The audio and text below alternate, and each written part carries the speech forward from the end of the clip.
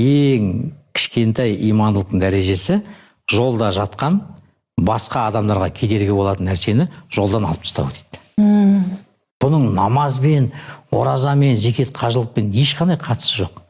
Ол сенің имандылығыңды көрсетеді. Жолда келе жатсың, біреуге кедергі болатын бір нәрсе құлап жатыр, сен тұрғызып кет, бұл сенің имандылығыңды көрсетеді. Қоқысты жинап кет. Иә. Мен Еуропада бір университетте естідім, университет есімде жоқ.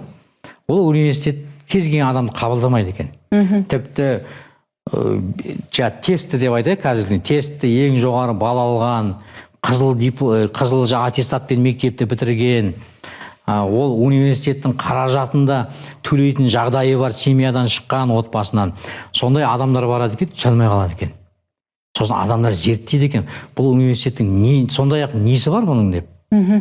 Сөйтсе, ол университеттің коридорында, ана экзаменге кіретін бөлмеге дейін бірнеше камера тұр екен. Сол бала коридордан жүріп бартқан кезде жарда картина ілулі тұрады екен. Картина қисық тұрады екен. Ол комиссия соны қарайды екен.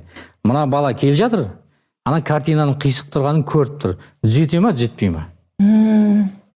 Жолда келе жатады екен, жаңа айтқандай мусор шашылып жатады екен.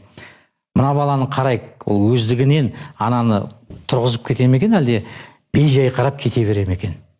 Былай айтқанда, имандылықтың ең кішкентай дәрежесі адамға кедергі келтіретін нәрсені жолдан алып тастау дейді ғой. Бұлар соны тексеріп жатыр адамдардан. Әйтпесе қазір небір қызыл диплом алған, қызыл аттестат алған, бірнеше диплом бар адамдар бар, көшеде болып жатқан жағдайға бей-жай қарайды. Менің проблемам емес, өздері дұрыстап алсын деп. Жоқ, мұсылмандықта, ислам дінінде олай қарауға болмайды, ол оның проблемасы деп. Ол сенің де проблемаң. Хадисте былай түсіндіреді ғой, мұсылман кісі деген ол бір дене сияқты дейді. Ол дененің бір жері ауырса, бүкіл жері ауырады. Мысалға, тісі ауырып жатса бір кісінің, ол аяқ айтпайды, ол тістің проблемасы, кеттік кафеге деп.